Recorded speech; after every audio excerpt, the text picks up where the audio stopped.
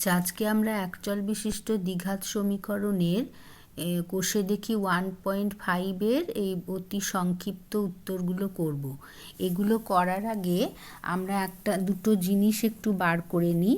যদি ধরো আমরা যদি a x square ax² plus bx plus c is equal to 0, এইটা যদি একটা দ্বিঘাত সমীকরণ হয় যেখানে এ নট ইকুয়াল টু 0, হ্যাঁ, এটা যদি একটা দ্বিঘাত সমীকরণ হয়, তার বীজ দুটো কি পেয়েছিলাম? বীজ দুটো একটা পেয়েছিলাম -b plus √b² minus 4ac by 2a, আরেকটা পেয়েছিলাম -b minus √b² minus 4ac by 2a, minus √b² minus 4ac by 2a। এটা পেয়েছিলাম। তো বীজ দুটো শ্রীধর আচার্যের ফর্মুলা থেকে আমরা এই দুটো শ্রীধর আচার্য সূত্র থেকে আমরা এই দুটো বীজ পেয়েছিলাম। এখন এখান থেকে আমরা দুটো বের করব বীজদ্বয়ের সমষ্টি। হ্যাঁ, বীজদ্বয়ের সমষ্টি। সমষ্টি মানে যোগফল। হ্যাঁ, বীজদ্বয়ের সমষ্টি কি হবে? সমষ্টি মানে কি হচ্ছে? ধরো -b plus √b² minus 4ac। আচ্ছা, দুটোরই 2a আছে, তো তার মানে কি হবে? 2a লসাগু হবে, আর এইটা হয়ে যাবে -b plus √b² minus 4ac আর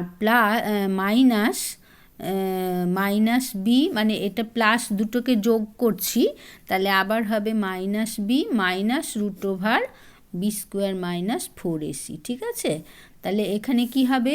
এই যে b² মাইনাস 4acটা কেটে যাবে, তাহলে কি দাঁড়ালো? উপরে থাকলো -2b বাই 2a, তাহলে 2 কেটে গেলে কি থাকবে?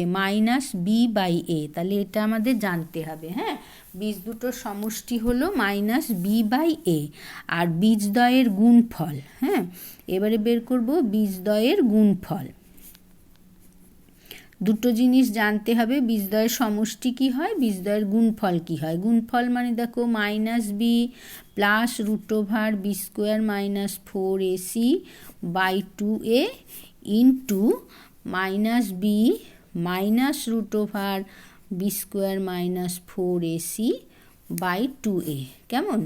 এবারে দেখো এইটা 2a যদি এটা যদি b বাই 2a আর b² minus 4ac by 2a যদি ভেঙে দিই, তাহলে এটা হচ্ছে a plus b into a minus b. তার মানে a² মাইনাস b² এর ফর্মুলা আমরা জানি, a plus b into a minus b মানে a² মাইনাস b²।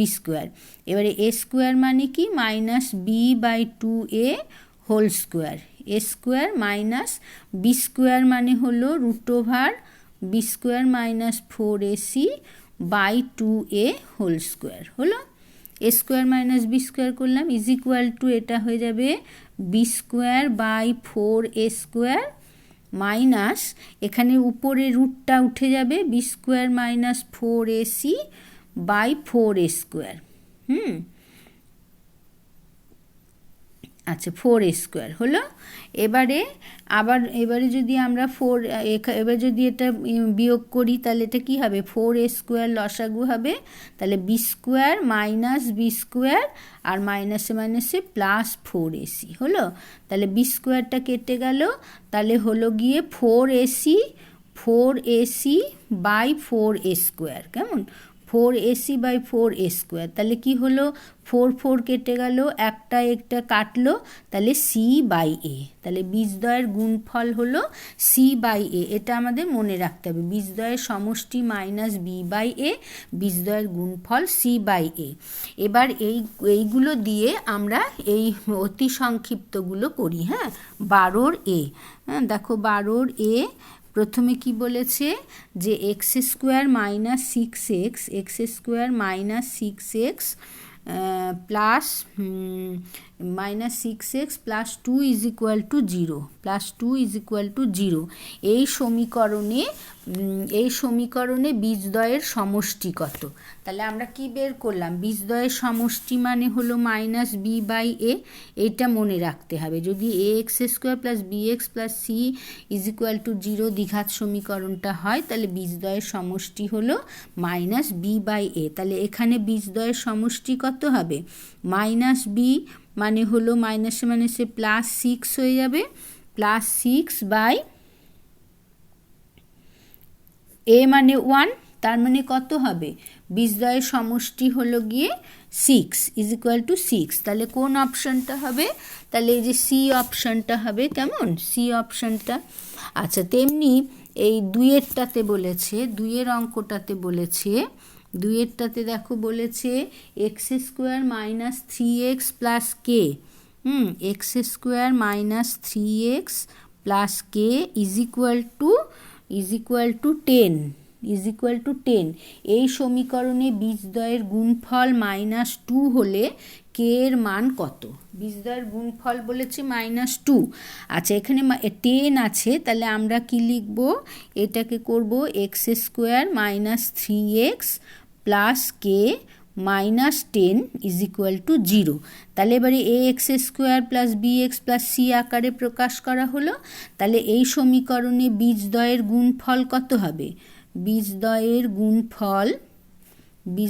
গুণফল সমান হচ্ছে সি বাই এ। আমরা আগে ফর্মুলাতে বার করলাম বীজদ্বয়ের গুণফল মানে সি বাই এ হয়। তাহলে সি বাই এ মানে এখানে সি মানে কত?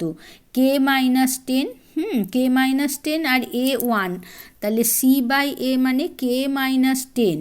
কেমন? আর প্রশ্নানুসারে কে -10 সমান বলেছে -2।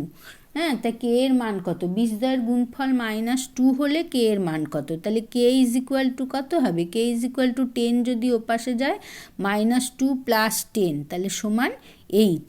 তাহলে কোন অপশানটা হবে? বীজদ্বয়ের গুণফল কত? 8, সি অপশানটা হবে।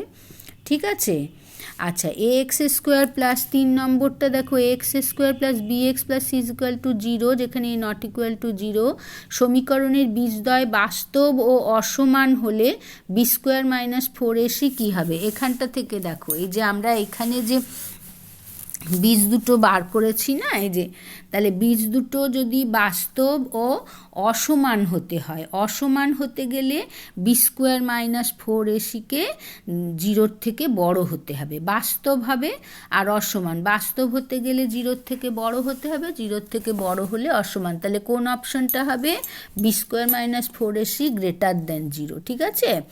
এ x square plus b x plus c এনার বীজদ্বয় যদি সমান হয়, এবারে দেখো এই সমীকরণে বীজ দুটো সমান হতে গেলে কি করতে হয়? সমান হলে বি স্কোয়ার মাইনাস 4ac-কে 0 হতে হবে। বি স্কোয়ার মাইনাস 4ac যদি 0 হয়, ধরো 4-এর অঙ্কটা, হ্যাঁ, তাহলে বীজদ্বয় সমান তখনই হবে যখন বি স্কোয়ার মাইনাস 4ac সমান 0 হবে।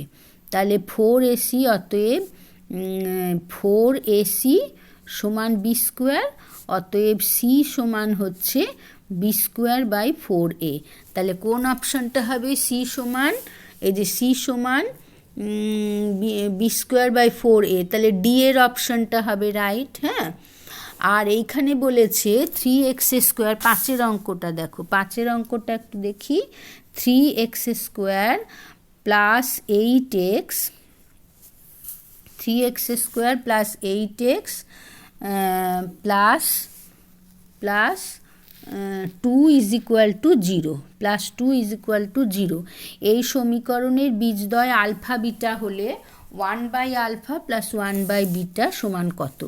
আলফা বিটা যদি দুটো বীজ হয়, তাহলে বলেছে যে 1/α প্লাস 1/β সমান এটা বার করতে হবে। হ্যাঁ, আচ্ছা, তাহলে আমরা দেখি 1/α প্লাস 1/β সমান কি হয়?